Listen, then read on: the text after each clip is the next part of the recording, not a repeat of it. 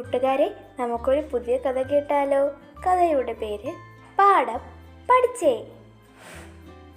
ഒരിടത്തൊരിടത്ത് ഒരു റോക്കറ്റ് അമ്മാവനും ഒരു വിമാനച്ചേട്ടനും വികൃതിയായൊരു കൊച്ചു ഹെലികോപ്റ്ററും താമസിച്ചിരുന്നു. ഒരു ദിവസം കൊച്ചു ഹെലികോപ്റ്റർ പറഞ്ഞു, നമുക്കൊരു പറക്കൽ മത്സരം നടത്തിയാലോ? വേണ്ട വേണ്ട, നിനക്ക് ഞങ്ങളുടെ അത്ര ഉയരത്തിൽ പറക്കാനാവില്ല. റോക്കറ്റ് അമ്മാവനും വിമാനച്ചേട്ടനും ഇങ്ങനെ പറഞ്ഞു. ഇത് വല്ലതും കൊച്ചു ഹെലികോപ്റ്റർ കേൾക്കുന്നോ? അവൻ കരച്ചു തുടങ്ങി. ഒടുവിൽ സഹി കെട്ടി എല്ലാവരും കൂടി പറക്കാൻ തുടങ്ങി. കൊച്ചു ഹെലികോപ്റ്റർ എല്ലാവരെക്കാളും ഉയരത്തിൽ പറന്നു.